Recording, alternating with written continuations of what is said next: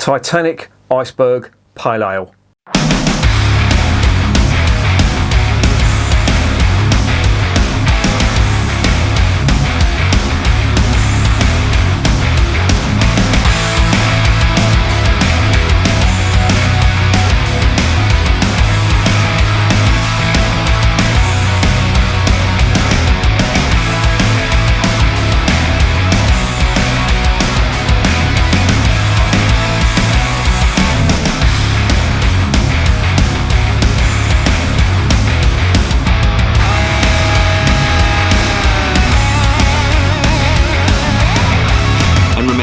Life is too short to be drinking shitty beer. Welcome to another edition of Bands, Bikes and Booze Reviews. I have got one here. I think it's the first one I've tried from the Titanic Brewery, and I can't remember where I picked it up. I don't know whether it was Morrison's or I don't know whether I got it online, but here I am with a bottle of it. Now it's a pale. Well, they say it's pale, citrus and hoppy, but it's a pale ale, effectively. And I tried the best pale ale of the year yesterday. It's the only pale ale I've tried this year, but it was the best. It was really good. It was the Hepworth Sussex. That really knocked me over, that did. And I don't know whether this is going to be as good. And the reason I'm saying that is because it's got American hops.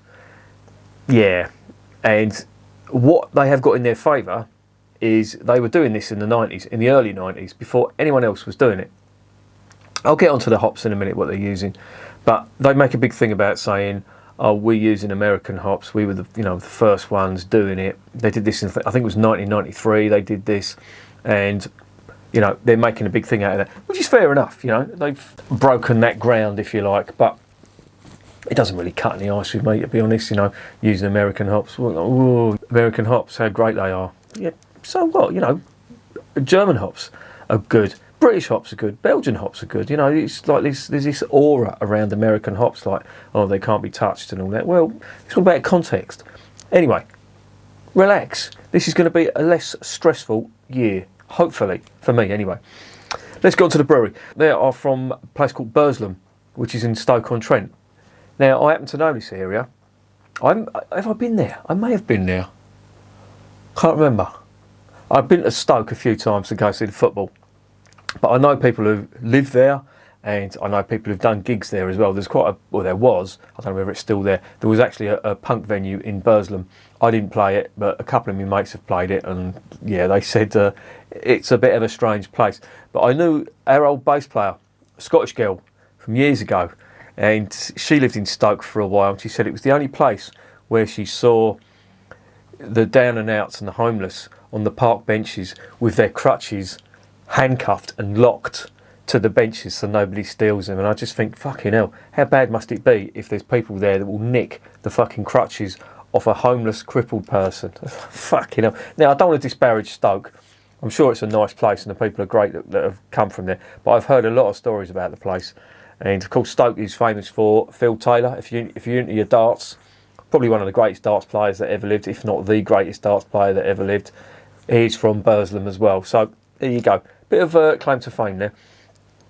But they've been going since 1985. And they seem to have themed their brewery on the Titanic, hence the name. But they called that Iceberg. I mean, that's a bit fucking sick, isn't it? You wouldn't call a Michael Schumacher themed beer, I don't know, ski jump or something like that, would you? But, yeah, there you go. Anyway, this brewery, they do about 20 beers, I think they said it was last count, and there were a whole wide range of beers. But they seem to specialise in porter. They've got quite a few porters there, and I'm not sure whether I've got a porter in the fridge or not. They do a plum porter, and that was available in the Wetherspoons, I think, for a while, and I'm sure I've tried it. Didn't stick in my memory though, so it can't have been that good. But there you go. Anyway, let's investigate this beer.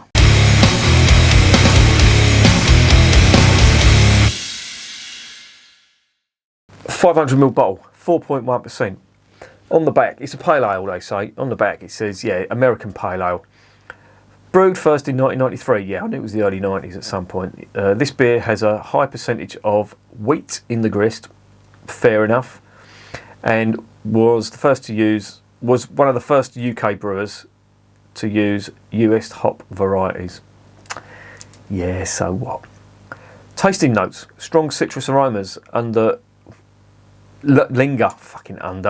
I really must get my eyes tested. While this clean-cut pale ale with hints of grapefruit creates a powerful hoppy finish. Grapefruit, oh fuck off. Grapefruit doesn't have a place in beer, not in my opinion. It looks pale, it smells of citrus, zesty and floral, and it's full-bodied grapefruit citrus. I don't like grapefruit, fuck off. Ingredients: water, malted barley, wheat malt, hops and yeast. And there you go. And it's got Cascade and Hercules hops in there.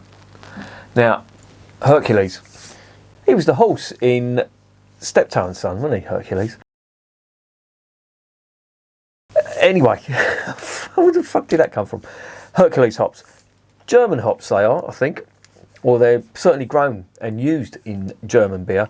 And they've got characteristics of being quite spicy, like peppery spice. And they've also got a slight orange flavour and aroma to them, which is, interesting, and it's quite novel. But then you've got the Cascade. This is the American hop they're talking about. And Cascade hops are renowned for their grapefruit. And they're renowned for their floral aromas. They use it quite a lot in these modern IPAs and pale ales. And I don't know whether I'm a fan of it or not. But there you go.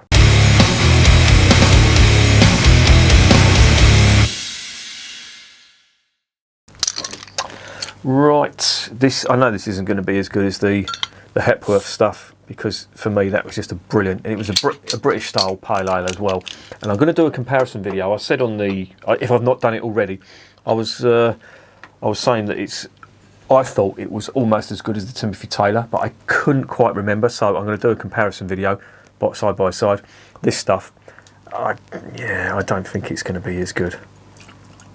Simply, in my opinion, of course, because I'm not a massive fan of American pale ales. I really have fallen out of love with the IPAs. There's just so many, and they're very, very samey. Really are. What are we getting on here? Wow, a lot of citrus. Not so much grapefruit though. Oh, hang on. The grapefruit's coming through now. Yeah, a little bit of malt, but there is some grapefruit aromas coming through there. Very lively. The carbonation on that, and it looks a golden colour, almost like a golden ale. Head retention is quite good. It's got Marisotta malts in it as well, I think. Is it? Yeah, Marisotta, pearl and wheat. Not bad. So the malt content isn't bad. It's just it sounds like I'm moaning about it. I shouldn't really do that, because I haven't tasted it yet. So, let's stop moaning. Let's taste the beer.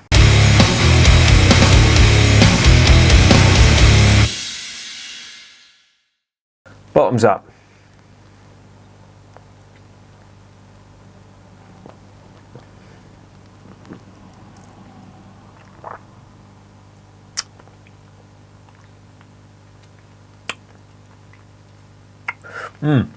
Long citrusy finish on that. The grapefruit isn't as big as I thought it would be. There's hints of it there, but it's not as massive as I thought. Certainly not like a lot of these modern American pale ales. They just fucking over hop it, dry hop it, and it just produces real pungent flavours. This is a little bit more mellow.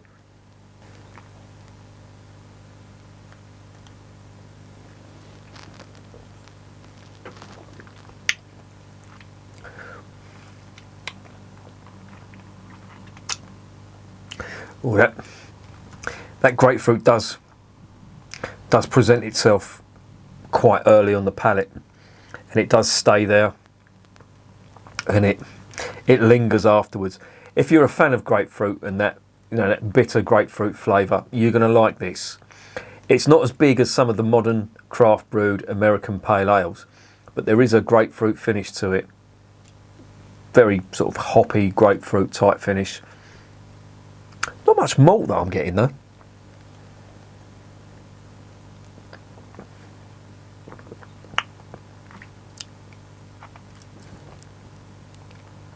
There's a little bit of biscuit malt on that, but it's mainly the grapefruit that dominates there.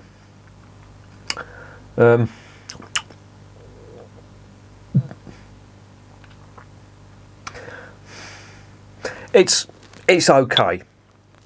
I wouldn't go out of my way to buy it, and I certainly wouldn't session it, because this bitterness that's on there, on the finish, I don't know, maybe I've just got a sweet tooth all of a sudden. Maybe it's all the crap I've been eating over Christmas, but I don't know, just some of these massive grape, don't get me wrong, I like some of the juicy, the fruity style beers like the New England IPA. Some of them are great, but this grapefruit bitterness that everybody seems to be obsessed with now, it's starting to grate on me a little bit.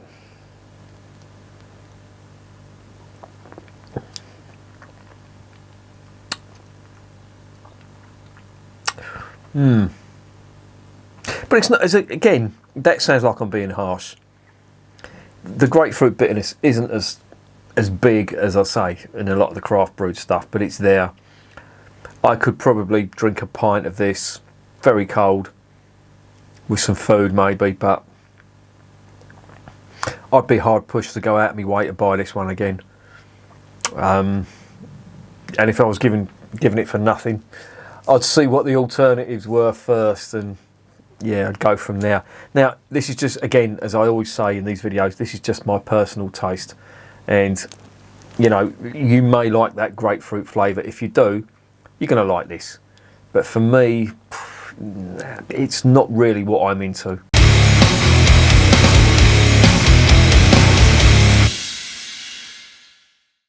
So what's the verdict on Iceberg Pale Ale? Well, it hasn't put me off the brewery, the fact that it's using American hops and it's got that big American style grapefruit finish on it. It's not my thing now, to be honest. I'm not a fan of these big grapefruit flavoured beers. I'm just, how can I put it? I'm just getting a little bit fed up with them, to be honest. Now, you could argue the point about, oh, well, maybe all lagers taste the same. Well, they definitely don't. But to me, anyway, and I really have tried, but a lot of these new craft brewed beers, they taste very similar. It seems to be the default to just throw in a load of hops and that will cover up a multitude of sins. I don't think that's what Iceberg have done. You know, they've set out to make this a pale ale, an American style pale ale. I've been doing this in 93. I don't know whether the recipe's changed since then, but for me, it just tastes very similar to a lot of other American pale ales that I've tried, and I have to say that is not my favourite style of beer. So in my personal opinion, I mean, it's drinkable. I probably wouldn't buy it again. I'd be hard pressed to, you know, take one for free. If there was nothing else, I'd drink it. And I'm going to give it quite a harsh mark, and it's going to sound harsh, and there's people going to be that have drunk that and said, oh, it's lovely. Yeah, fine. Again, these are just my personal opinions, but I'm not a fan of that. I've gradually got fed up with the taste of that grapefruit, and I'm going to give this a 4 out of 10. And I'm going to say, if you like the grapefruit flavour, fucking fill your boots, because it's got that, but I'm not, and that's going to get a 4 out of 10 from me. I'm not going to recommend it if you're not a fan of, the big American style bitter hops. But as I say, it hasn't put me off the brewery. I will be buying some more of their stuff. I looked at their range. They do some interesting looking porters. They do some very nice bitters by the looks of things. And they also do some nice stouts as well. So, yeah. Iceberg, you've dropped a bollock on this one, in my opinion. Doesn't appeal to me. But I definitely am going to try some of your other beers. And remember, beer is working class champagne.